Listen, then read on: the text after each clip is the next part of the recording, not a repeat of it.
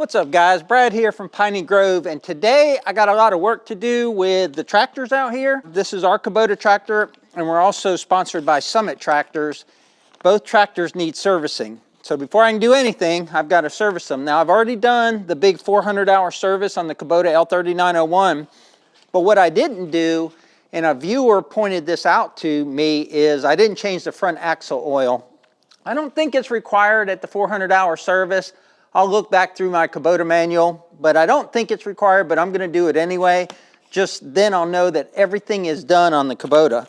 But I bought the oil, or the gear oil, Kubota 80W90 oil, which is recommended. But that oil right there cost me $9.76 a quart. So it's gonna take $52 worth of oil to change that. I normally take off the loader on my tractor to make things easier to get to, but today I'm not going to take off the loader. I'm going to be using a product from Rose Metal Products that fits right here and allows me to leave the loader up without it falling when the hydraulic pressure leaks down over time. So let me show you how that's installed. I'll raise the loader. Kubota loader is real easy to take off. I could take it off in a couple minutes, but it's a little chilly out here and I just want to get this oil change done. I did a complete video on how to use these, but real quick, they're a metal collar with a pin, and you put them right here where your cylinder is, and then put the pin in. Now some tractors have this that come with them, and some skid steers have it as well, where they're already integrated with the tractor. They might be mounted right here, or there might be some sort of collar. These things are about $100. I'll put a link down below. I use them all the time, but now we'll just put the loader down. And now the loader's against this metal, that can't fall on me, and I can go do my maintenance. Another thing we got from Rose Metal Products is that little aluminum table there, and that thing is awesome. It went together real quickly and real easily, and we use that every day out here at Piney Grove. This should be a simple process. I'm gonna put some cardboard down here on the floor so I don't get oil all over my floor. I know this is a little bit of a messy job because where the drain plug is for the axle is not really in an easy place to get to. Most everything on this Kubota tractor is going to be metric, if not everything. So I sized up what I have to take out. So this is the vent plug for the axle, and then the actual drain plug is down on the back side, and I'll show you that later. But this is a 14mm wrench. We take this out, and what we do is when we fill it back with oil, we fill it till it starts coming out of this port. And then I'll show you the fill port on the other side. It's a 2017 model tractor, and this has never been checked. And I could hear the air suck in when I pulled it out. Next, we come over to this side, and we'll take out the fill plug. And I don't have the right wrench for that, so I'm going to use what I call the Japanese socket set. This fill plug, or this fill hole, is higher than the other plug that we took out. And we'll fill through here, and then when it starts coming out, the other one will know it's full. Now there's a drain plug on the bottom of your axle here. So this is a 14mm plug. You can see if I were to take this plug out, that oil would go straight down against the tire. So I'm going to take this funnel and kind of shove it up under here so that when I take out this plug, hopefully all that drain oil will go through this funnel and into my drain pan. All right, so I'm going to take this funnel, put it like that, and take this plug out. It's draining out real slow, and it looks like it's gear oil. And when these tractors come from Kubota new, they actually put hydrostatic or hydraulic oil in, the same oil that's in the transmission, and then the first time you change it, you take that out and you put in this 90 weight oil.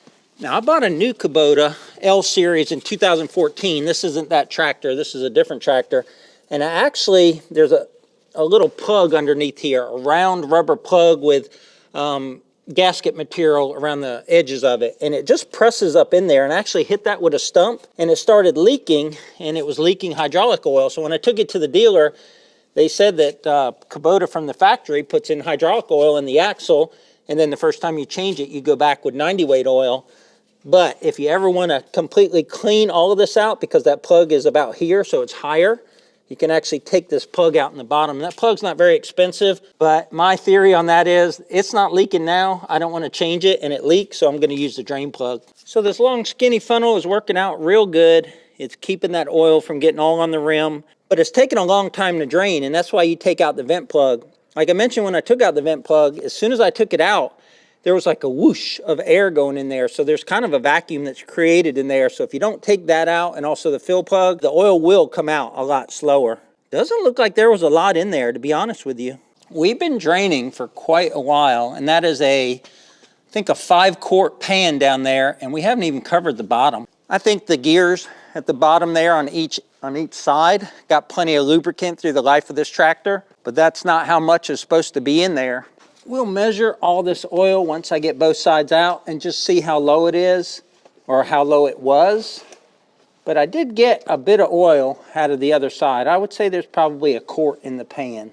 We'll measure this oil when we're done, but that's a 5-quart pan, so that thing would have to be almost full for this to have had what Kubota recommends you put back in here. And I just don't think we're gonna get there. I'm not concerned really that the tractor is hurt. There's some pretty hefty gears in there. I've seen them before. I had a tractor that had to be resealed, a Kubota L series, and they're pretty tough gears in there. It's just kind of odd to me that from the factory, it didn't have the proper amount of oil in it.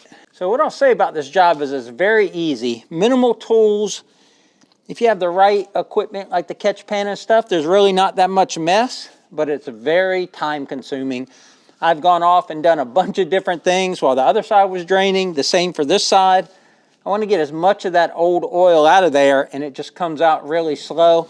I've even taken a little piece of metal and gone in the drain hole just to make sure there wasn't any obstructions in there. If you're gonna do this, plan on it taking some time. Maybe pull out both drain plugs and then go to lunch, because this is not a quick job. It's been draining probably each side for 30 minutes, and I'm gonna drain them some more, but I think most of it's out. I can't reach it with my finger, so I would say it's right to about there. So I'd say there's 3.5 quarts or so in there, and it's supposed to have 4.6. I bought this tractor from my friend, and he bought it brand new from the Kubota dealer in 2017.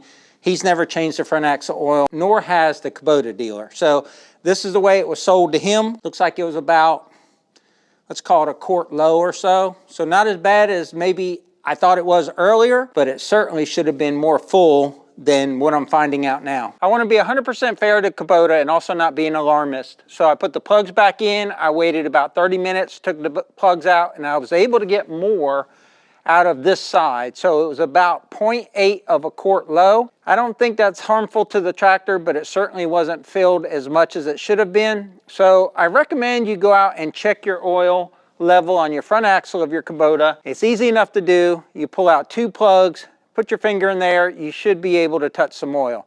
But now let's fill this thing up so we can get it back to work. To help fill it, I took my long funnel, I cleaned it out because I had the drain oil in it, put it in the hole, and then I've got it held up here with a piece of wire. But that gives me a good angle so I can put in the new oil. And then on this side, I'm just gonna fill it until it starts coming out of that hole right there, and I put my drain pan underneath. First quart going in, Kubota gear lubricant, heavy duty. That's what I got right from the Kubota dealer. Definitely cleaner than what we took out of there, although what I took out wasn't really that bad. It looks like everything about this job is gonna be slow. Can't put too much oil in there in the funnel or else it will airlock. First quart is in. Second quart going in. Quart number 3 going in. Quart number 4 going in. Still nothing coming out of the weep hole or the level check hole. I call this oil just because that's what comes naturally to me to say that, but this is called gear lubricant. What do you call it? Do you call it 90 weight oil? Do you call it 90 weight lubricant? Leave a comment down below. Put in quart number 5 and it should start flowing out of that hole right there. That's 4.5 quarts and I just see it starting to come out of this hole right here.